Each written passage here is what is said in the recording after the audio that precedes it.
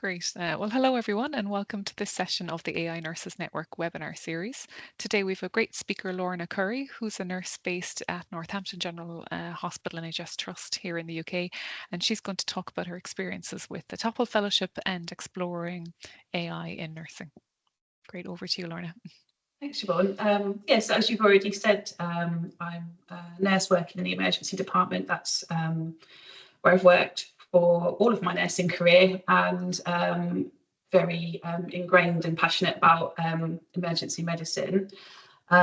So I just wanted to kind of give some context as to how my journey into exploring AI started. So I was accepted onto cohort 4 of the TOEFL Digital Fellowship, which came off the back of the TOEFL review, which is a national report that focused on helping the NHS workforce prepare for a digital future.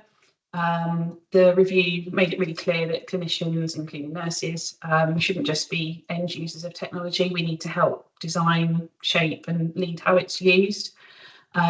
So the fellowship was a really great opportunity for me to have some space to explore a problem that could be solved with a digital solution. So this is how I ended up diving into machine translation, as I chose to explore the problem of language barriers in the emergency department, which come up really frequently. There's a lot of barriers to us accessing interpreters, so often there's delays to care and treatment and things like that. So as soon as I applied for the fellowship, that was the first thing that I thought of. It's something I'm really passionate about, which is making sure that all patients have an equal experience. We don't want people having their health outcomes affected because we haven't been able to support them with communication. So that's what led me into machine translation. So I spent quite a bit of my project discovery phase looking into what was available. And, like most people who are drawn to AI, I had a pretty idealistic idea of what was possible. And I guess maybe I was a little bit naive on that as well, because AI technology is developing constantly. There's always, some new development within AI, and so I thought, by now there must be something that exists that allows for that immediate interpretation between two people that speak different languages. And I had this idea of being able to just sit down with a patient and have a back and forth conversation that doesn't require another person to interpret, and almost replicates a real world conversation that you'd be having with someone.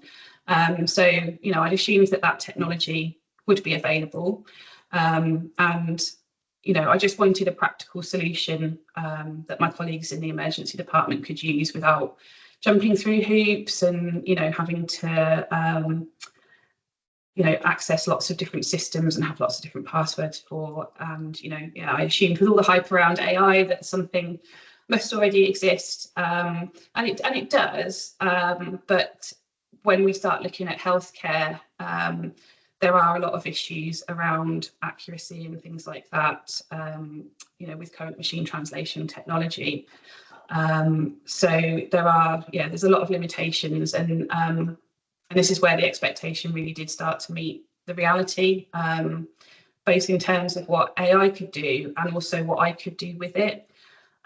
So there aren't currently any NHS approved machine translation tools, and kind of that discovery was where things got a bit uncomfortable for me, but not because I'd done anything wrong, but just because I'd started to realise that the technology I was hoping would help, it's not really built for people like me to use safely in clinical practice yet. We all know Google Translate, and I think that's the one that people use. My colleagues certainly do. The research that I did with my colleagues showed that that's typically what they'll use, because it's easy. They can just get it out of their pocket. open it up. It feels really helpful in the moment, but the reality is it's not designed for healthcare, and that becomes a risk when we're relying on it for things like consent, safeguarding, giving discharge information to patients, for example. There's the issues around confidentiality. Google Translate takes all of that information that you put into it, so it's almost like having a very public conversation with your patient that other people are listening into. And I think the biggest thing for me around this was, I don't necessarily need to find a tool to solve this problem. I need to make sure that my colleagues understand the risks and limitations of the technology that's available now in its current state, so that they can make a best judgment decision as to whether they're going to use it or not.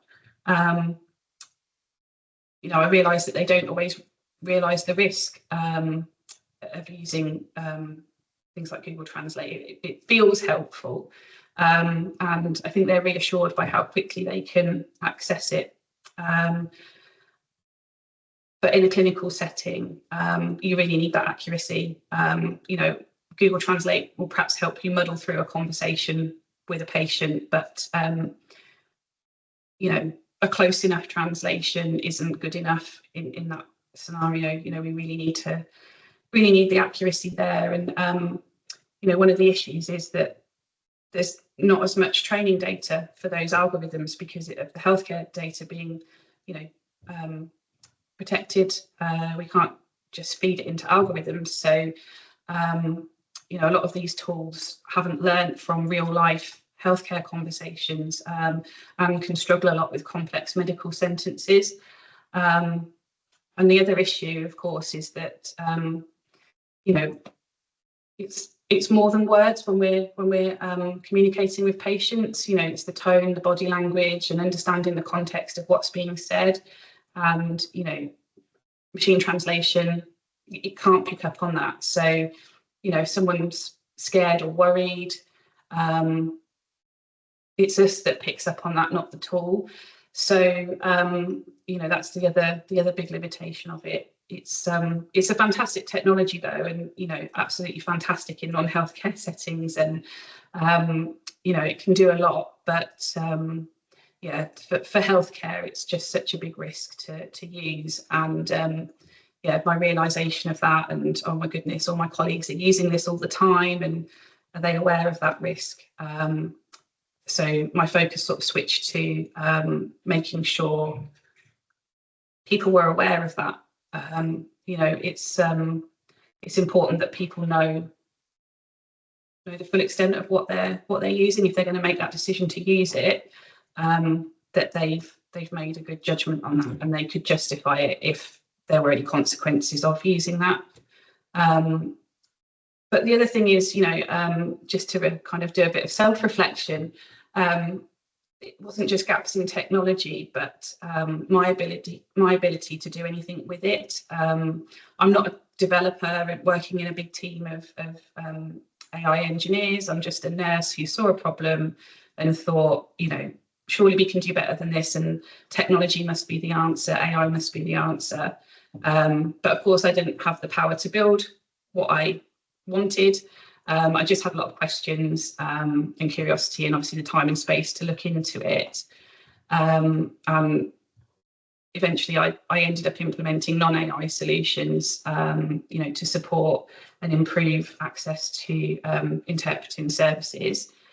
But the research that I did was eye-opening. So, it wasn't wasted time at all.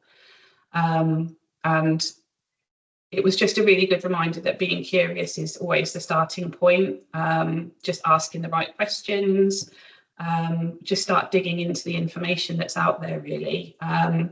But yeah, without the right support, tools or access, it's really difficult to then turn that curiosity into action. So, it's like, what can I do with that now? Because there's a lot of brilliant technology out there, but it'll only be safe and effective if those of us that really understand what's involved in how we're going to use it in healthcare context if we're involved, in developing it. And, although nurses like myself, I'm not developing AI algorithms, but I can bring insight, that makes AI usable, meaningful, and safe in clinical practice. We don't all have to be AI experts just to start exploring it and be part of AI and be part of this, exciting, emerging technology. And a lot of the time, the most valuable thing that we can bring to it is our own lived clinical experience, which I think is really important. So that's just some reflections on, I guess, trying to solve a problem with AI when you're not an AI expert. Thank you. It's great. And it's good just to hear the real day to day of, how challenging it is to bring new technologies, whether they're AI or anything else, into a clinical space. Because, yeah, there's certainly lots of barriers in the way, but it's great to hear your curiosity got the better of you and kept you going on your fellowship. Great. I just have a couple of questions, Lorna. I know you kind of touched on it already, but about how you sort of got started on AI, but was there stuff happening in your trust, or did you learn anything about AI at uni that kind of piqued your interest? So yeah, there's not so much going on within the trust. There's been a couple of things happening in radiology, because that's where AI really is happening in healthcare at the moment, isn't it? Is supporting diagnostic imaging. But really, it just comes from my own interest in digital and technology. So in the last couple of years, I've been really fortunate to get more and more involved in digital projects in my role.